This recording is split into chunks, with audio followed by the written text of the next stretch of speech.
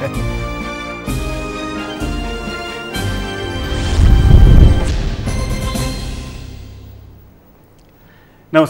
STV च्याटमा यहाँलाई हार्दिक स्वागत छ। म प्रकाश गिरी।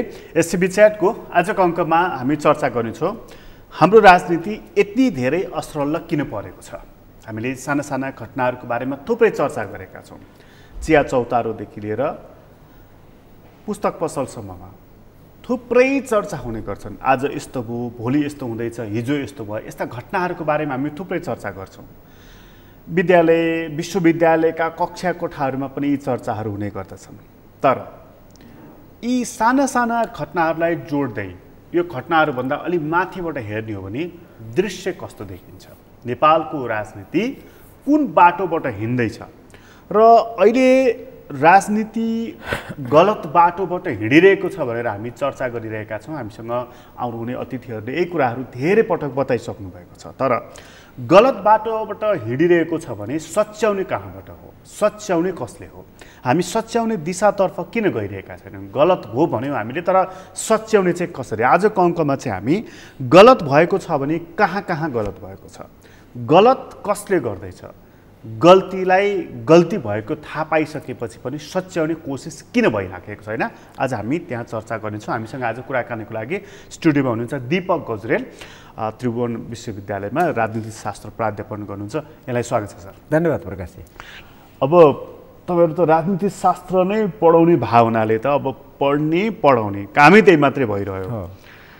धेरै पटक धेरै ठाउँमा यो कुराहरू भनियो कि हाम्रो राजनीतिले गलत ट्र्याक पक्रिराखेको छ भनेर।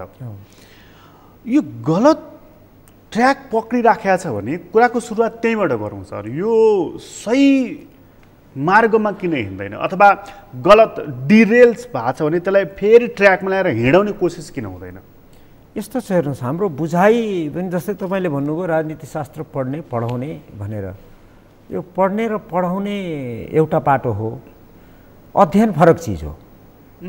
यो पढ्नु र अध्ययन गर्नु फरक चिज हुँदो रहेछ।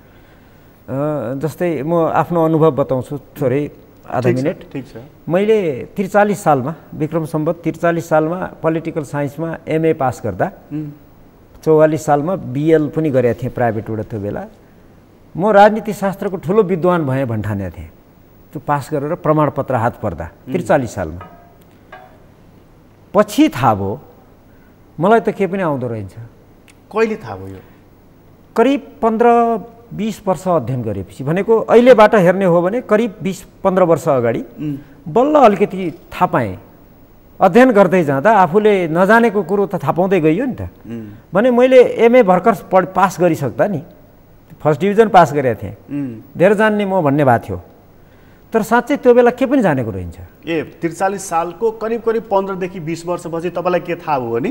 मलाई के पनि थाहा, राजनीति शास्त्रमा पढ्नुपर्ने जे हो नि, अध्ययन गर्नुपर्ने, जे जान्नुपर्ने के पनि जानेको रहन्छु मैले। मलाई थाहा भयो आजभन्दा 10-12 वर्ष 15 वर्ष अगाडि बल्ल थाहा भयो।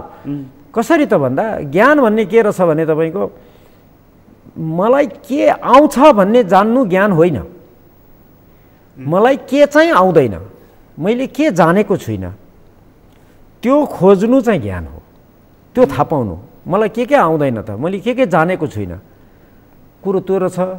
अनि हामी के गर्छौँ भने एउटा विषयमा प्रमाणपत्र हासिल गरिसकेपछि म त जान्ने भए भनिहाल्छौँ।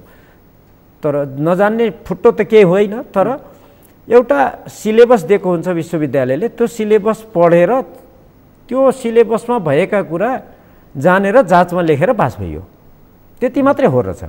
तर त्यो केही पनि होइन चाहिँ होइन, त्यो जग रहेछ। त्यो जगमा बसेर त्यतिन्जेल पढियो मात्र, अब अध्ययन गर्नुपर्छ। त्यो अध्ययन गर्न चाहिँ कम्तीमा 10-15 वर्ष लाग्ने रहेछ।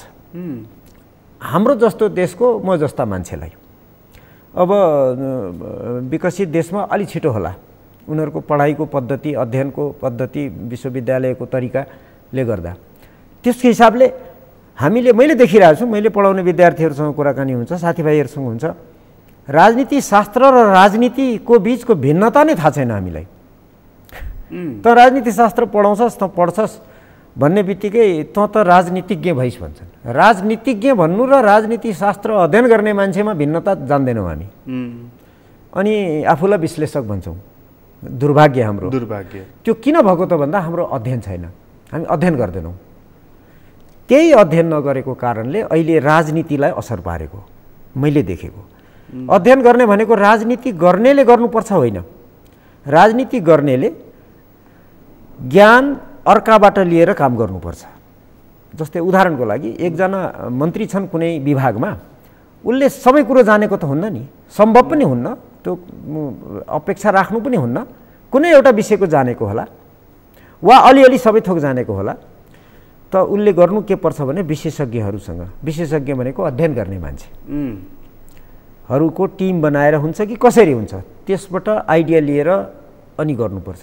राज्यले समग्रमा काम गर्दा देशभित्रका विभिन्न विषय होस् वा विदेश सम्बन्ध होस्, जेसुकै कुरामा पनि, शिक्षा, स्वास्थ्य, यातायात, विदेश सम्बन्ध, कुनै पनि चिजमा त्यो एउटा निश्चित नीति बनाएर काम गर्नुपर्छ र त्यसमा विशेषज्ञहरू चाहिन्छ। हामी कहाँ के भयो, प्रमाणपत्र लियो, एक धारका किताबहरू पढ्यो, जसै कसैले राता किताब मात्रै पढे, कसैले हरिया मात्रै पढे, त्यही नै सत्य हो भनेर हिँडे। त्यो तुलना गरेर तपाईँको क्रस चेक भन्छ नि तपाईँहरूको पत्रकारितामा, त्यो गरेर अध्ययन गर्ने हाम्रो प्रवृत्ति हाम्रो समाजमा छैन। आफूले जति जानेको छ यो सम्पूर्ण हो भनेर, सम्पूर्ण मैले जे जानेको छु यो नै सत्य हो, बाँकी सबै मिथ्या हो भन्ने भ्रममा हामी छौँ। त्यसको फाइदा राजनीति गर्नेले लिन्छन्। एउटा पाटो त्यो, उनीहरूले जे मन लाग्यो त्यो गर्छन्, एउटा पाटो। दोस्रो, आम नागरिक जो हो नि, आम नागरिक भनेको व्यक्ति होइन, विभिन्न पेसा, वर्ग, क्षेत्रमा विभाजित छ नि त नागरिक भनेको। कोही शिक्षक हुन्छ, कोही विद्यार्थी हुन्छ, कोही मजदुर, कोही किसान, कोही उद्योगपति, कोही व्यापारी, विभिन्न छ नि त समाजको वर्गहरू थुप्रै छन् नि त। ती सबैमा तपाईँको ठिक के हो र बेठिक के हो भन्ने छुट्याउने हैसियत छैन हाम्रो। सायद हामीलाई शिक्षा प्रणालीले असर गरेको छ। तपाईँलाई एउटा सानो कुरो बताइदिउँ, कुनै पनि समाज र देशको विकासको लागि, विकास भनेको मैले बाटो बनाउने र घर बनाउने कुरालाई गरे होइन, बुझाइ त त्यही नै छ। त्यो बुझाइ गलत भएको कारण थियो अध्ययन नभएर। कस्तो आदि बुझाइ छ भनेको हामी जब समाजको विकास हुन्छ नि, त्यो विकास गर्नको लागि सबैभन्दा ठुलो जग भनेको शिक्षा हो, औपचारिक शिक्षा। त्यसको लागि राज्यले गर्ने विभिन्न कामहरू, त्यसमा पनि सबैभन्दा महत्त्वपूर्ण सिलेबस हुँदो रहेछ कि पाठ्यक्रम अनि त्यसपछि आउँछ पेडागोजी, त्यो कसरी पढाउने। हामी ती जगमा कमजोर छौँ। त्यसले गर्दा के हुन्छ भने पहिला पाठ्यक्रम बनाउनै कमजोर छौँ हामी। पाठ्यक्रम नै हामीलाई के चाहिन्छ हामीलाई थाहा छैन। एउटा उदाहरण दिउँ, कसले बनाइदिन्छ त? हामी आफै बनाउँछौँ त, हामी केही ज्ञान छैन। मलाई एउटा उदाहरण दिन्छु मेरो आफ्नो। 2035 सालमा मैले आइए पढ्दा, ऊ बेला आइए थियो, 11-12 भन्ने थिएन, हामीले पढ्दा नि आइए नै थियो। हो, आइए र बिएमा मैले 4 वर्ष, बिए पनि 2 वर्ष थियो ऊ बेला। आइए र बिएमा 4 वर्ष जे पढेँ, आज बिए को 4 वर्षको कोर्स अहिले नयाँ आएको छ, राजनीति शास्त्रको कुरा गरेँ मैले, अरू विषयको होइन। त्यो मैले 4 वर्षमा जे आइए र बिएमा पढेको थिएँ, त्यो अहिले बिए को 4 वर्ष कोर्समा एक्ज्याक्टली त्यही नै छ। एउटा दुईटा, एक कन्फ्लिक्ट, पिस, ह्युमन राइट्स, यस्ता 3-4वटा शब्द थपिया छ, 3-4वटा उपशीर्षकहरू। बाँकी 35 साल र आज एउटै छ। राजनीति शास्त्रको सिलेबसमा दुनियाँ कहाँ पुगिसक्यो, उनीहरू के पढाइरहेछन्।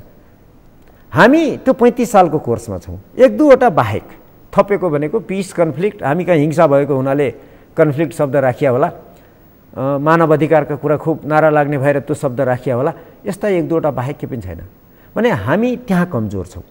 यसलाई मैले कहाँ जोड्न खोजेको भने, आम नागरिकलाई अलिकति जागरुक बनाउने, सत्यको खोजी गर्ने, क्रस चेक गर्ने जुन प्रवृत्ति हुन्छ नि, रिजनिङ भन्छ नि अङ्ग्रेजीमा, कुनै पनि कुरा यसै नपत्याउने, खोजेर सत्य पत्ता लगाउने जुन एउटा सिङ्गो समाजको प्रवृत्ति हुन्छ नि, त्यही कमजोर छौँ हामी। त्यो कमजोरीको फाइदा अनि विभिन्न टाठाबाठाले लिन्छन्।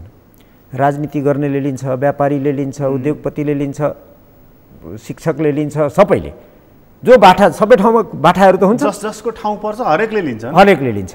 अनि आम नागरिकको पनि त्यो कमजोरी। अनि जसलाई हामी बुद्धिजीवी भन्छौँ नि, पढे लेखेका विशेषज्ञ, आजकल त विज्ञ भन्ने चलन छ, उनीहरूको पनि त्यही कमजोरी। मैले जे पढेँ, अध्ययन गरेको छैन। तपाईँको भाषामा बुद्धिजीवी भने चाहिँ के हो? मलाई लाग्छ प्रत्येक नागरिक जसले काम गरेर खान्छ सबै बुद्धिजीवी हो। त्यो ढुङ्गा बोकेर खानेले पनि त बुद्धि लाउनुपर्छ नि त, नभए ढुङ्गाले चोट लाग्छ नि त।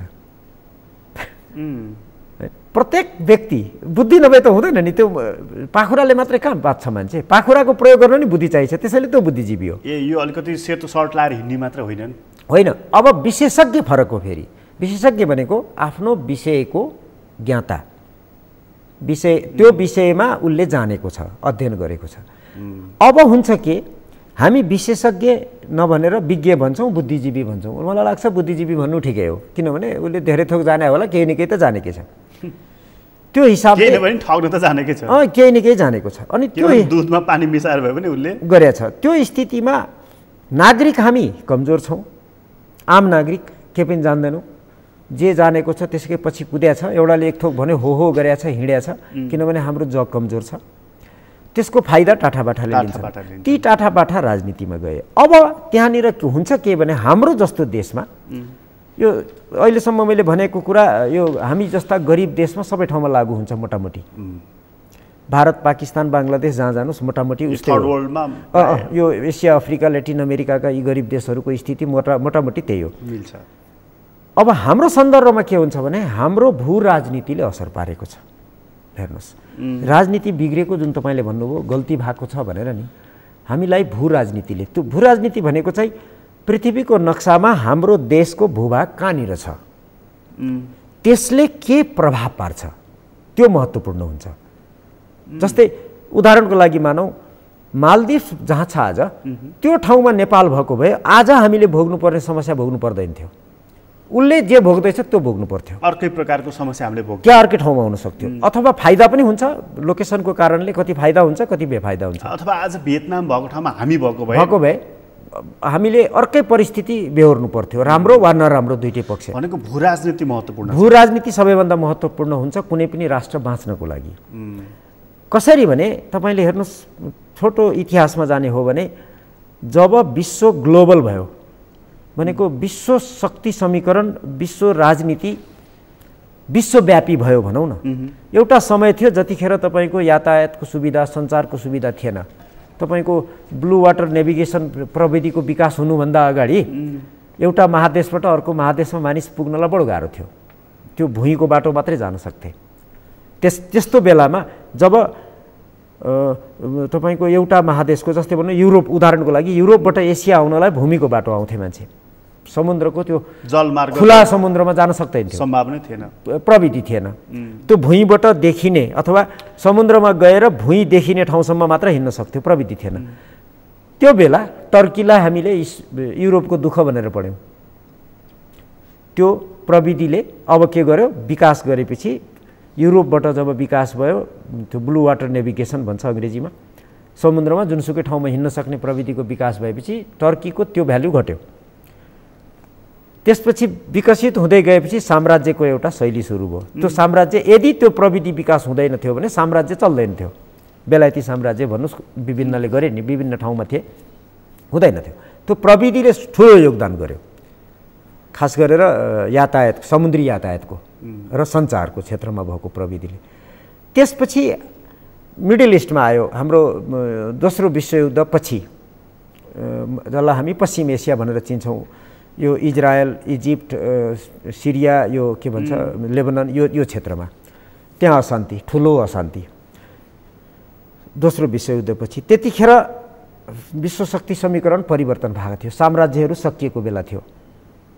एउटै देश संसार हाँकेर हिँड्ने बेलायत सिद्धिएको थियो, सोभियत युनियनको उदय भएको थियो, उता अमेरिका थियो। यिनीहरूले तपाईँको सैनिक गठबन्धनै बनाएर शीतयुद्धै चलाए। कुन बेला संसार सिद्ध्याउलान् भने जस्तो त्राहिमामको स्थिति सिर्जना भएको थियो 50, 60, 70, 80को दशकसम्म, 80को दशकको झन्डै अन्त्यसम्म। त्यो बेला विश्वको अरू क्षेत्रमा भन्दा यो मध्यपूर्वमा, उनीहरू मध्यपूर्व भन्छन्, पश्चिमाहरू, हामी पश्चिम एसिया, त्यो क्षेत्रमा बढी अशान्ति भयो। यदि इतिहास हेर्नुभयो भने त्योभन्दा 20, 30, 50 वर्ष अगाडि त्यो क्षेत्रमा अशान्ति थिएन। किन भयो त भन्दा त्यो ठाउँमा पृथ्वीको त्यो लोकेसनमा भएको कारणले त्यहाँ भएको थियो। अब हाम्रोमा आउनुभयो भने नेपालमा आजभन्दा करिब 30 वर्ष अगाडि, ठ्याक्कै मिति भन्नुभयो भने 1991 इस्वी सम्बतभन्दा अगाडि नेपालको भूमि मेरो विरुद्ध प्रयोग गर्दैछौ तिमीहरू अथवा अर्काले प्रयोग गर्दैछ भनेर भारत र चीनले कहिले पनि आरोप लगाएको इतिहास छैन। एउटा खम्पा विद्रोह बाहेक त्यो फरक थियो। त्यो भू राजनीतिको कारणले भन्दा पनि अरू कारणले थियो। त्यो डिटेलमा अहिले नजाउँ हामी। होइन भने नेपालको भूमि भारतको विरुद्ध प्रयोग भयो है भनेर भारतीयहरूले त्योभन्दा अगाडि भनेका छैनन्।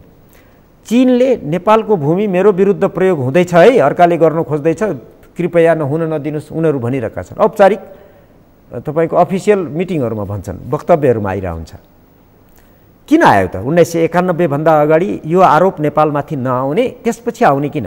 त्यसपछि लगातार अहिलेसम्म आइरहेको छ अझ बढी। अब हुँदा के भयो, ती देशहरू चीन, भारत, अमेरिका, युरोपियन युनियन, विभिन्न देशहरू नेपालको राजनीतिमा चलखेल गर्दैछन् भन्ने कुरो आएको छ अहिले। तपाईको 2007 सालदेखि हाम्रो सत्ताको परिवर्तन सुरु भयो। त्यो बीचमा 7 सालको परिवर्तन ख्याल गर्नुहोस्, एउटा प्रवृत्ति छ हाम्रो राजनीतिको भूभाग, हाम्रो भू राजनीतिले प्रभाव पारेको अर्को प्रवृत्ति।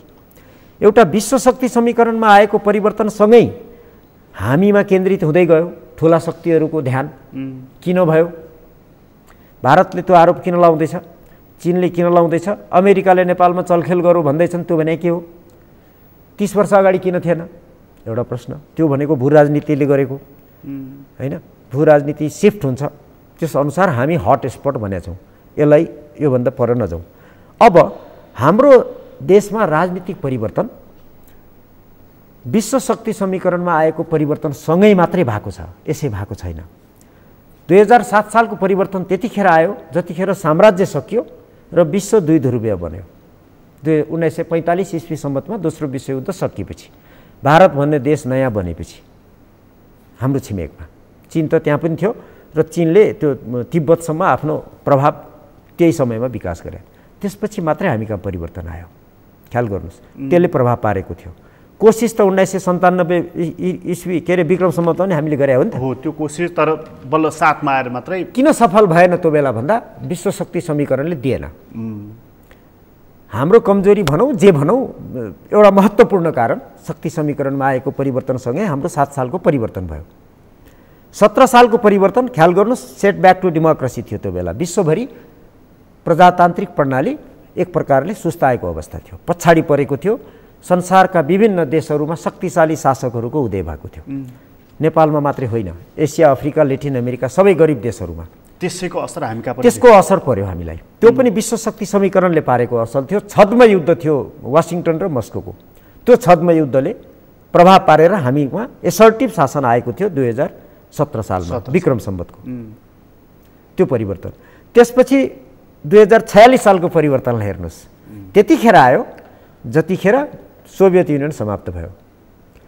89बाटै समाप्त हुन सुरु गरेको थियो नि। पेरिस्ट्रोइका, ग्लासनोस्त उनीहरूले ल्याउने बित्तिकै गोर्बचोभ र एल्सिनले सोभियत युनियन त ओह्रालो लगाइसकेको थियो, बर्लिन वाल ढलेपछि सकिएको थियो।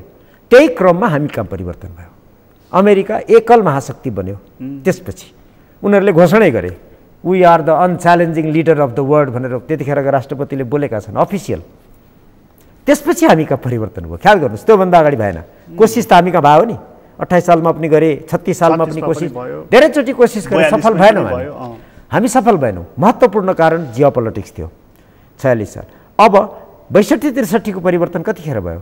जतिखेर अमेरिकाले घोषणा गर्यो विश्वका सबै देशहरू कि त तपाईँहरू मैले जे भन्छु त्यो मेरो पक्षमा हुनुहुन्छ, यदि मेरो पक्षमा हुनुहुन्न भने तपाईँहरू आतङ्कवादीको पक्षमा हुनुहुन्छ भनेर घोषणा गरे जर्ज बुशले।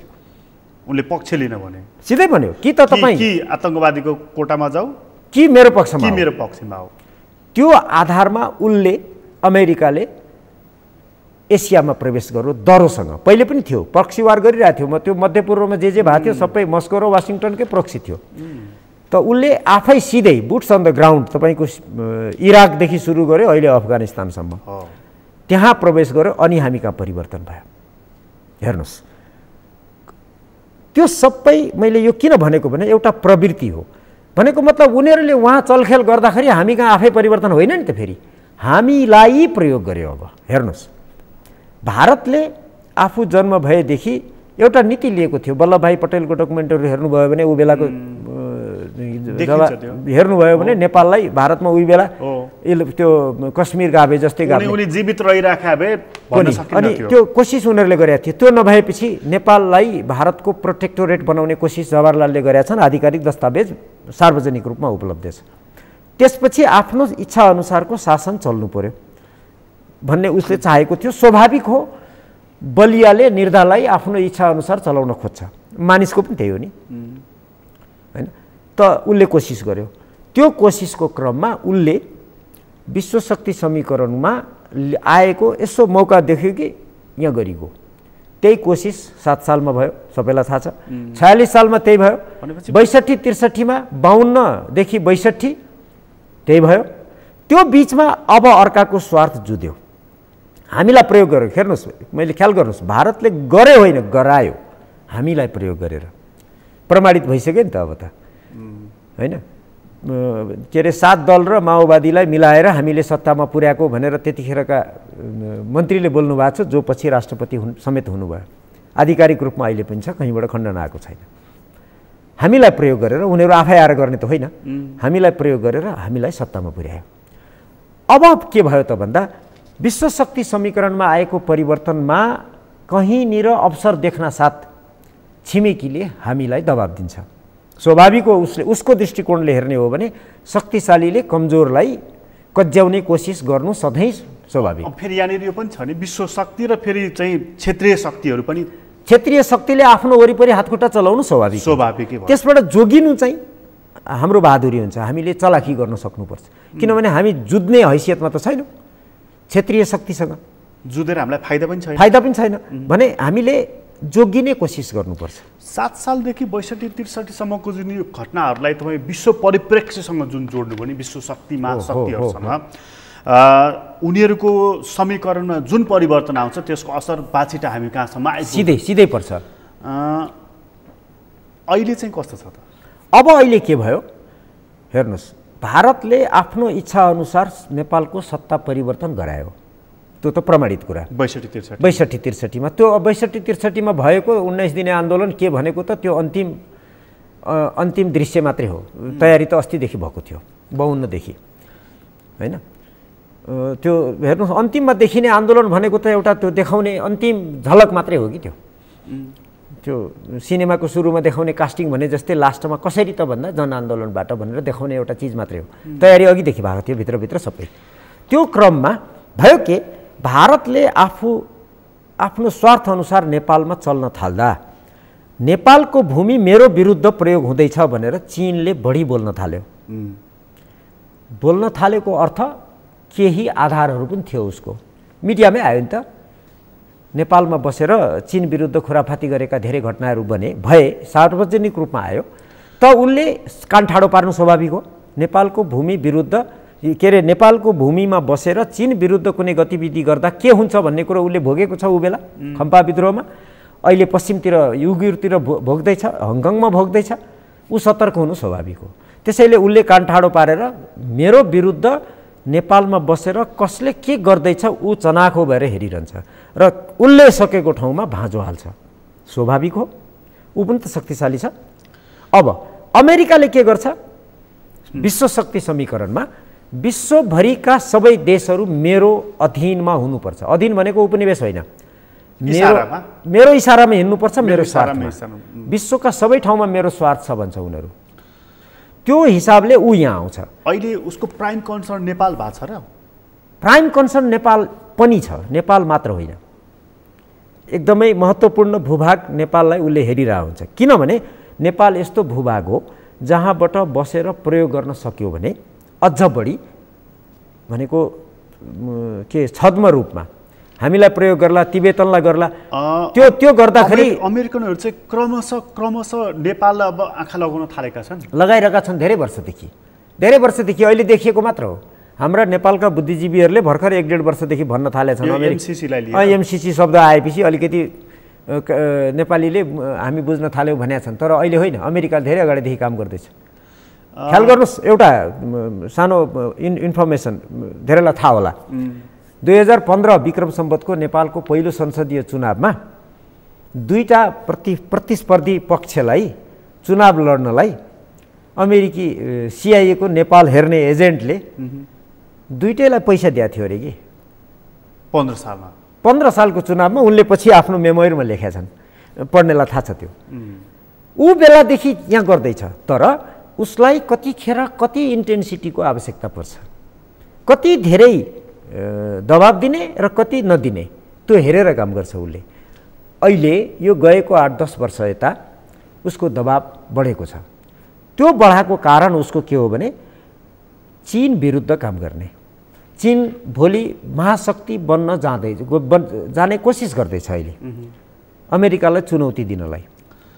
त्यो उसलाई जहाँको त उनीहरू घोषित नीति हो। अहिले अघि तपाईँ जुन कुरा म त्यसैलाई जोड्दैछु, भारतले पनि नेपालको भूमि प्रयोग गरेर हामीमा विरुद्ध चाहिँ नि कुनै गतिविधि नहोस् अथवा सुरक्षा खतरा छ उसले जुन भन्छ नि, चीन पनि एक चीन नीतिप्रति नेपाल प्रतिबद्ध हुनु पर्यो र हामीलाई सुरक्षा थ्रेट हुनु भएन। यी दुवै जुन भन्छ नि, यी दुवैले भनेको पछाडिको खास अर्थ चाहिँ अमेरिकी हस्तक्षेप बढी भयो, रोक तिमीहरूले भन्या हो। अनि अमेरिकी हस्तक्षेप नभनौँ, हस्तक्षेप त देखिने हुन्छ अथवा चलखेल, त्यो भनेको नदेखिने गरी उसले आफै गर्दैन, गोरछाला आफै आउँदैन हामीलाई। यी दुईटैले सङ्केत गरेका चाहिँ अमेरिकालाई नै हो। दुईटैले सङ्केत गरेको अमेरिकालाई। चीनले चाहिँ भारत र अमेरिका दुईटैलाई, किनभने दलाई लामा भारतमा बसेका छन् अनि तिब्बतको निर्वासित सरकार भनेर बनाएको छ हैन, उसले अवैध भन्छ। त्यसलाई प्रयोग गरेर नेपालको भूमि भएर गर्दैछ भारतले। चीनले चाहिँ भारत र अमेरिका दुईटालाई शङ्का गर्छ र हामीलाई भन्छ। भारतले चाहिँ अमेरिकालाई नेपालमा बसेर आतङ्ककारीले नेपालको भूमि प्रयोग गरेर, हाम्रो त खुल्ला सिमाना छ नि त, तर त्यही भारतले फेरि क्वाडमा चाहिँ सम्झौता गरेर त्यो त यस्तो हो विश्व शक्ति समीकरणमा। अब अलिकति त्यसलाई फरकतिर जानुपर्छ, पहिले यो टुङ्गाइहालौँ। ठिक छ। चीन विरुद्ध अमेरिकाले काम गर्छ नेपालबाट मात्र होइन, उसले उता साउथ चाइना सीमा पनि गर्दैछ। हिजो आज ताइवानकै स्थिति हेर्नुहोस्, यता उइगुरतिरको हेर्नुहोस्, अब अफगानिस्तानमा हेर्नुहोस्। चीनलाई त अफगानिस्तानमा बाध्य हुन्छ त्यहाँ लगेर फसाइदिन। अमेरिकाले छोडेर गएपछि जुन अब अफगानिस्तान जुन एउटा अराजकताको स्थितिमा अब प्रवेश गर्छ नि, त्यतिखेर चीन त त्यहाँ बाध्य भएर त्यसमा इन्भल्भ हुनै पर्ने हुन्छ, उसलाई त्यहाँ इन्भल्भ गराइदिने। युगतिर छँदैछ, उता ताइवानतिर छँदैछ, सबैतिर, त्यसमध्ये नेपालबाट पनि। अनि चीन भनेको अमेरिका जस्तो विश्वभरि दरो सैनिक समेतको उपस्थिति राखेर बस्न सक्ने हैसियतमा अहिले छैन। अर्को 20-30-50 वर्षमा पुग्ला यदि यही गतिमा विकास गर्न पायो भने। अब उसलाई चारतिर ठुल्ठुला इस्युहरू उठाएर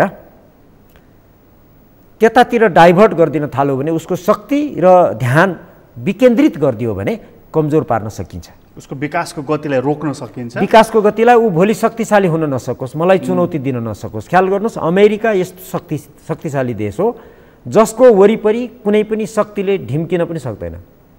आज हेर्नुहोस्, मान्छेले ध्यान दिएको छैन। 1812 इस्वी सम्बत पछि, त्यो स्पेनिससँग भएको युद्धपछि अमेरिकाको भूमिमा कहिले पनि युद्ध भएको छैन।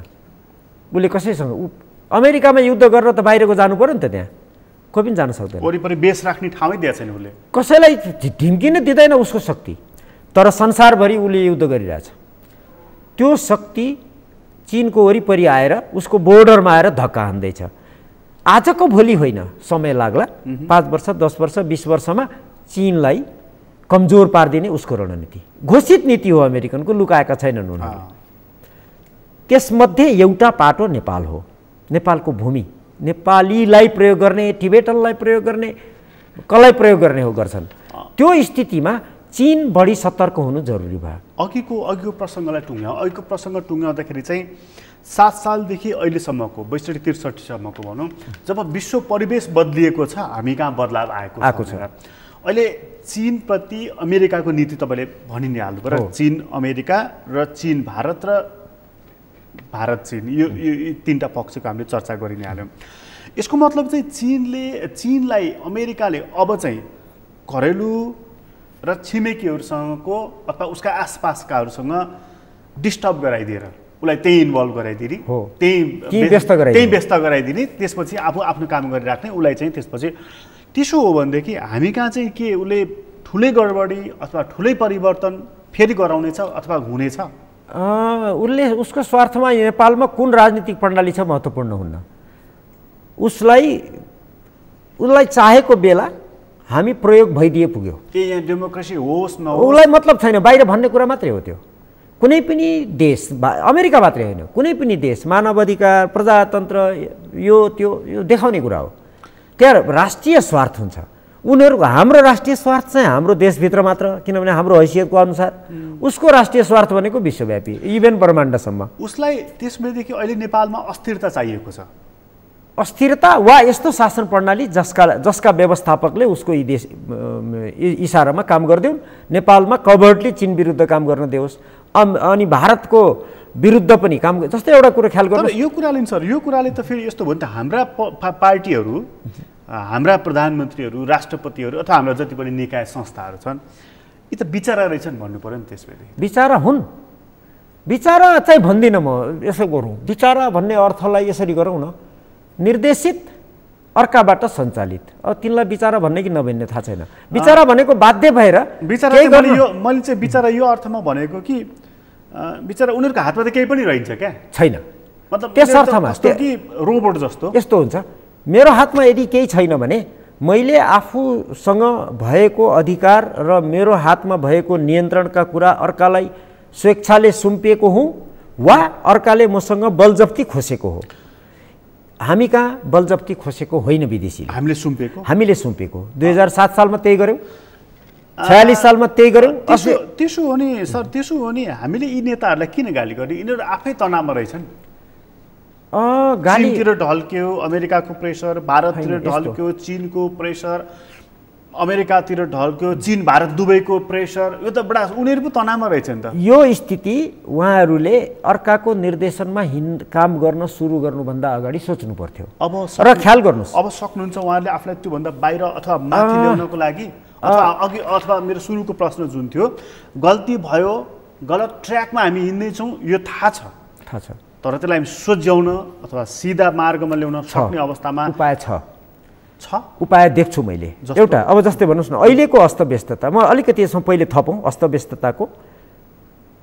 शासन व्यवस्थालाई फाल्नु पर्यो र नयाँ ल्याउनु पर्यो भने त्यहाँ दुईवटा कुरो चाहिन्छ। नेपालमा दुईवटा प्रवृत्ति देखिया छ। एउटा प्रवृत्ति के देखिया छ, 7 सालदेखि सत्तामा तपाईँ हुनुहुन्छ, तपाईँलाई फाल्नु पर्यो भने सत्तामा लानलाई मलाई ठिक्क पारेर राखेको छ यता।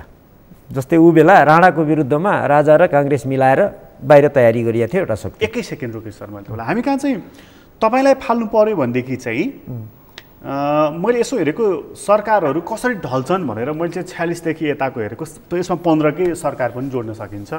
सबैभन्दा ठुलो गडबडी त्यही पार्टी जो सत्ताधारी छ त्यही गडबडी गराउने र सरकार ढल्ने। हाम्रा सरकारहरू त्यसरी ढलेको देखिँदो रहेछ। अर्काले अविश्वास प्रस्ताव ल्याएर ढालेको कमै उदाहरण छन्, लगभग छैन भन्दाखेरि पनि हुन्छ। मैले सरकारको कुरो गरेको होइन, मैले सिङ्गो राजनीतिक प्रणालीको कुरा गर्नुभयो। जस्तै उदाहरणको लागि क्विकली भनिहालौँ, राणा शासनको विरुद्ध राणाहरू सत्तामा थिए, तिनीहरूलाई फालेर कसलाई लाने त गद्दीमा भन्दा काङ्ग्रेस र राजालाई मिलाएर पहिले नै तयारी गरिएको थियो, होइन र?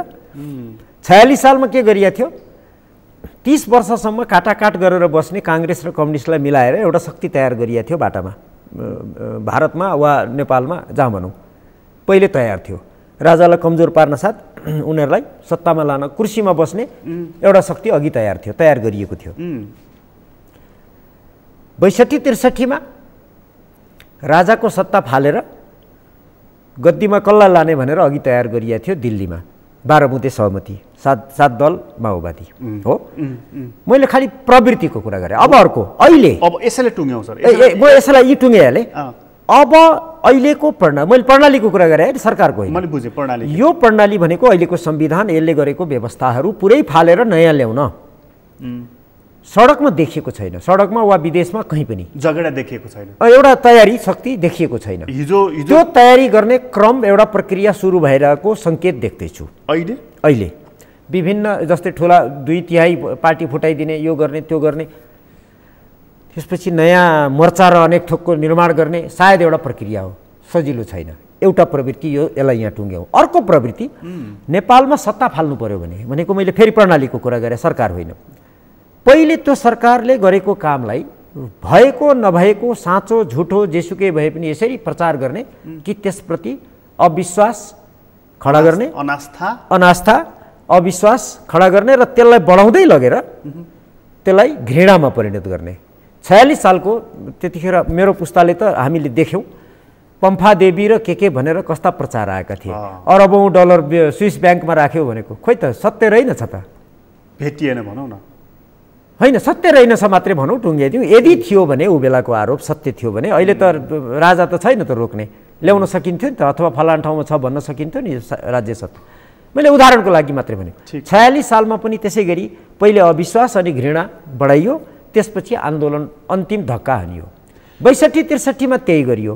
प्रणाली बदल्नु छ भने पहिला सरकारले गरेका या नगरेका कामहरूलाई एम्प्लिफाई चाहिने नचाहिने जेसुकै गरिदिनु, बदनाम गरिदिने अनि ढाल्दिनु। अनि घृणा यति हुन्छ कि ठिक्क पर्यो यस्ता बदमास भनेर सबैले भन्ने। अर्को हातबाट चाहिँ के गर्ने, विकल्प अघि नै तयार गर्ने। अच्छा, अब अहिलेको स्थिति मैले के देख्दैछु भने नयाँ विकल्प देखिरहेको छुइनँ।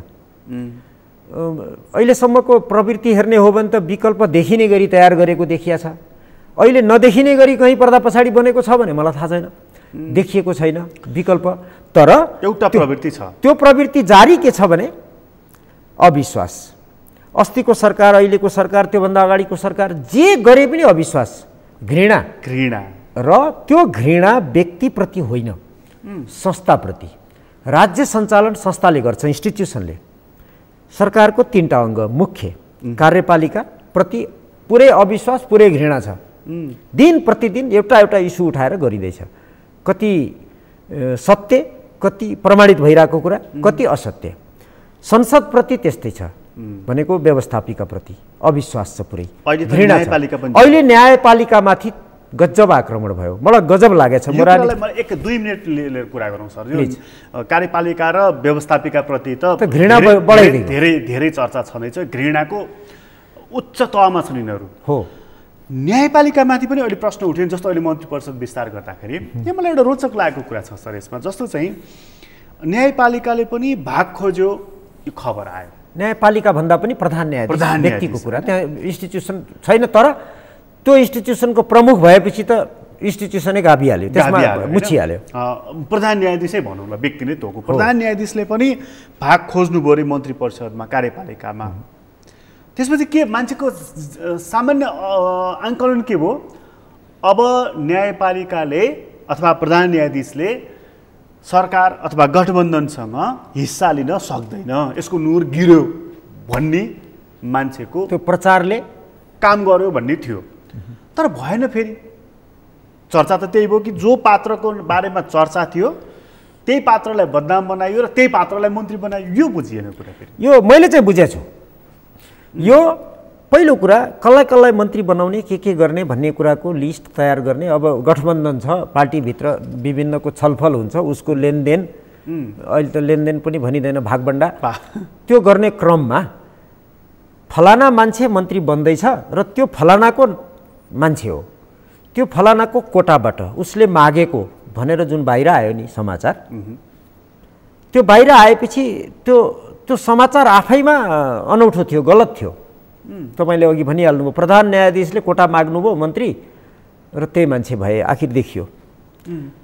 यदि त्यो समाचार 2-4 दिन अगाडि आउँयो, मैले इफ्स एन्ड बट्सको कुरा गरेँ, यदि त्यो समाचार बाहिर आउँदैन थियो भने, पहिले कसैले पनि थाहा नपाउँथ्यो भने, अहिले मन्त्री परिषद घोषणा भइसकेपछि कि जसको बारेमा अहिले विवाद भइरहेछ, ती मान्छे मन्त्री भए अहिलेकै जस्तै, तर त्यो अघि समाचार नआइकन, कसैले जानकारी नभइकन एकैचोटि मन्त्री भएको भए, त्यो कसको नाता कोसँग छ र कसको कोटाबाट को नियुक्ति भयो भन्ने कुरा प्रचार हुने सम्भावना कम थियो, गौण हुन्थ्यो।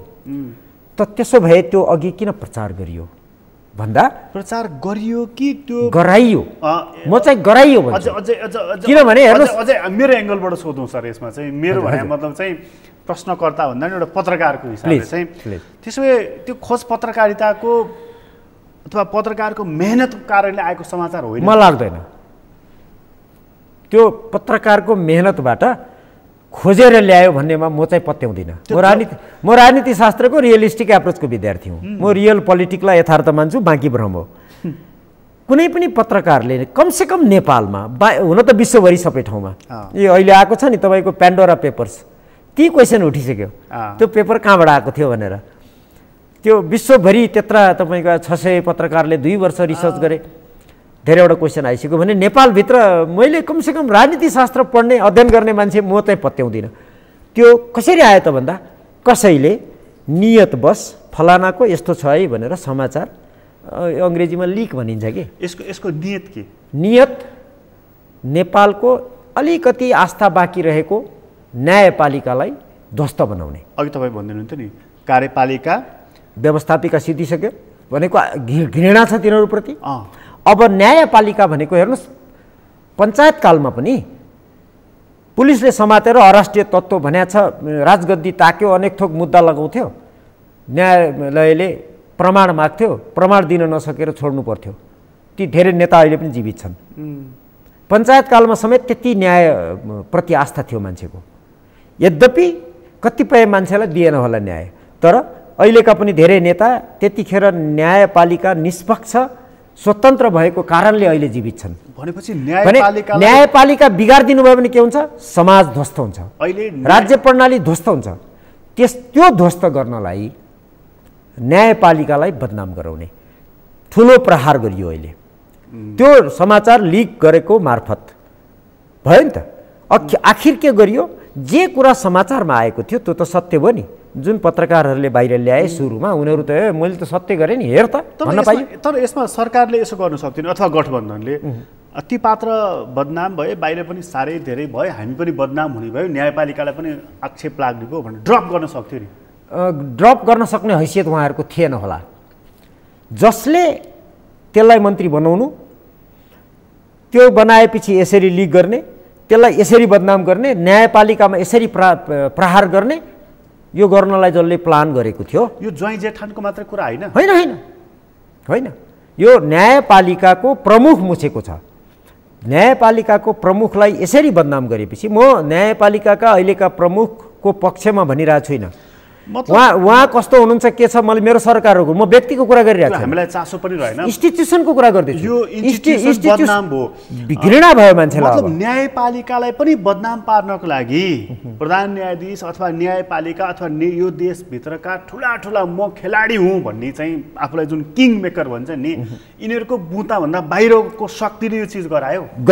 नेपालको शासन प्रणाली, अहिलेको सिङ्गो राजनीतिक प्रणालीलाई घृणा बढाउँदै लाने एउटा पछिल्लो कडीको रूपमा यो आएको मैले चाहिँ ठानेको छु। तर नि सर, जस्तो अघिकै कुरालाई जोड्ने हो भनेदेखि 7 सालदेखि 62-63सम्म सत्ताले गरेको कामको प्रचार गर्ने, खराब कामको त्यसप्रति तीव्र वितृष्णा गर्ने र तपाईँ अघि भन्नुहुन्थ्यो विकल्प तयार पार्ने, त्यसलाई ढालिदिने, विकल्पलाई सत्तामा ल्याइदिने।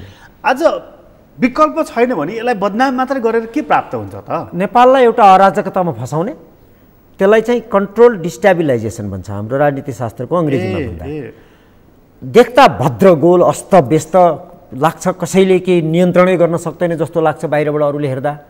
तर जसले गराइरहेको हुन्छ त्यसको नियन्त्रणमा हुन्छ त्यो।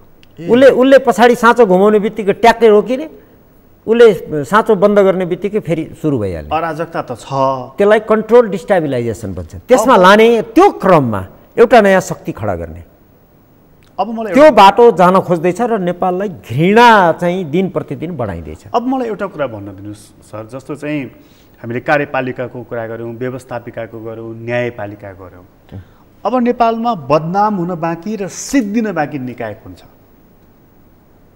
अब सरकारका 3टा अङ्ग हुन्, 3टै त्यस्तो छन्। तर त्यही सरकारको 3टा अङ्गभित्रको एउटा मात्रै कम्पोनेन्टलाई हेर्ने हो भने सेना बाँकी छ।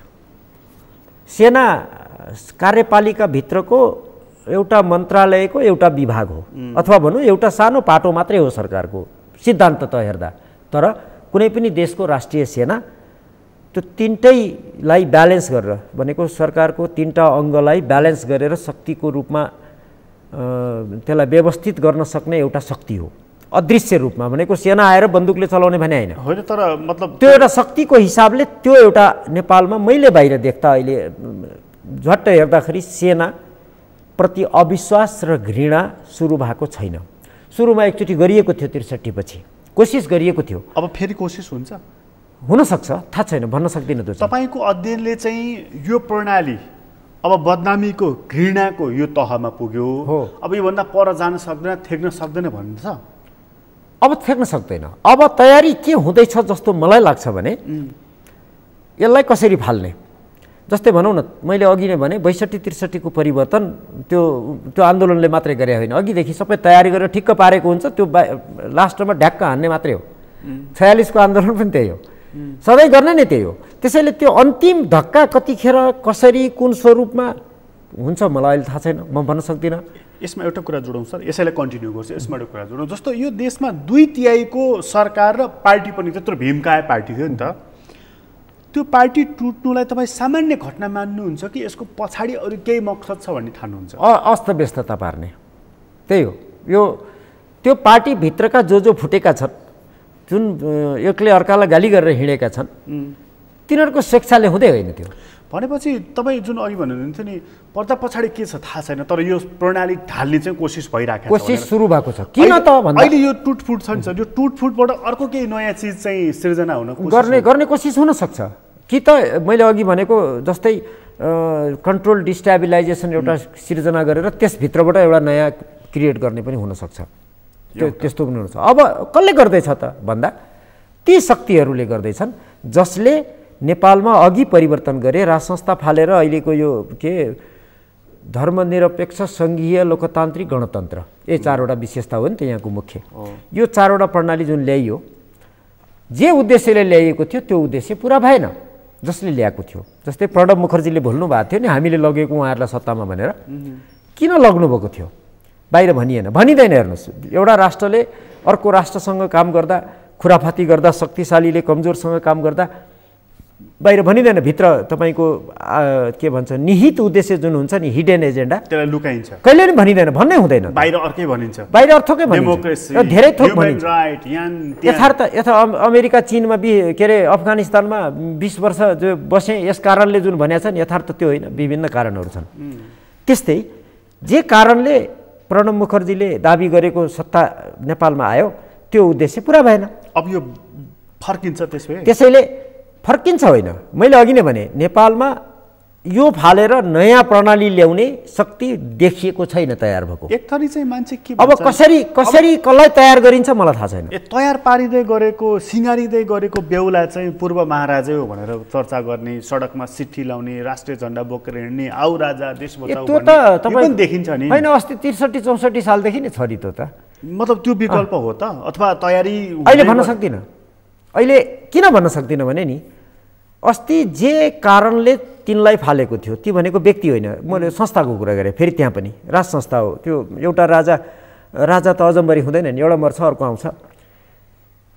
संस्थाको कुरो गरेँ। त्यो संस्था जे कारणले फालिएको थियो त्यो काम उसले सत्तामा आएपछि गर्ला कि नगर्ला त्यसमा निर्भर गर्छ। गरिदिनुपर्ने के हुन्छ? गरिदिनुपर्ने भनेको नेपाललाई, मैले सिधा बुझेको छु, म पुष्टि पनि गर्न सक्छु आधिकारिक दस्तावेजहरूले, नेपाललाई भारतले आफ्नो संरक्षित राज्य बनाउने कोसिस 2008 विक्रम सम्बन्धदेखि गरिरहेछ। अब भारत मात्रै प्रभावशाली हुन्छ र सर नेपालमा? समस्या त्यहाँ भयो। भारतले म अब गराउँछु भनेर 46 सालमा कोसिस गर्न सकेन। यो 46 सालको 47 सालको संविधानले मलाई कहाँनिर बाधा पुर्यायो उसले हेऱ्यो। त्यसपछि यता सुरु भयो 52 देखि, त्यसपछि 62-63 को परिवर्तन, त्यसपछि पनि उसको उद्देश्य पुरा भएन। ख्याल गर्नुहोस्, अहिलेको संविधानलाई भारतले स्वागत नगर्यो भनेर कति टाउको दुखाएको थियो हाम्रो। किन गरेन? उनीहरूले नै पुर्याएको, उनीहरूको आदेशमा। तपाईँलाई हेर्नुहोस्, त्यतिखेर 7 दल मध्येको साइन गर्ने एकजनाले हिन्दीमा लेखेर ल्याएको संविधान हामीले अनुवाद गरेर जारी गरेको भनेर बोल्नु भएको छ, रेकर्डमा छ। आज उहाँ राजा चाहिन्छ भन्न थाल्नु भएको छ। भने कोही पनि तपाईँ हामी स्वेच्छाले राष्ट्रहितको लागि सञ्चालित भइरहेको छैन। कोही पनि उग्र क्रान्तिकारी जो भएन, जो सञ्चालित हुन मानेन त्यो गयो। सर, मलाई अन्त्यमा बताइदिनुहोस्, विकल्पको तपाईँले भनिहाल्नुभयो, यो प्रणाली विस्थापनको बाटोमा छ, यो देखियो। कहिले कसरी थाहा छैन, थाहा छैन। विकल्प के हो त्यो पनि थाहा छैन हामीलाई। छैन। मलाई एउटा कुरा बताइदिनुहोस्, बडा इन्ट्रेस्टिङ लागिरह मलाई चाहिँ यो 2-3 जना मानिसहरू चाहिँ खास गरी हिजोका उग्र क्रान्तिकारीहरू जो चाहिँ जन्मदै साम्यवादी, जन्मदै गणतन्त्रवादी, समाजवादी, आज तिनीहरू चाहिँ राजासँग सहकार्य गर्ने भनेर यो वाक्य किन बोल्दैछन्?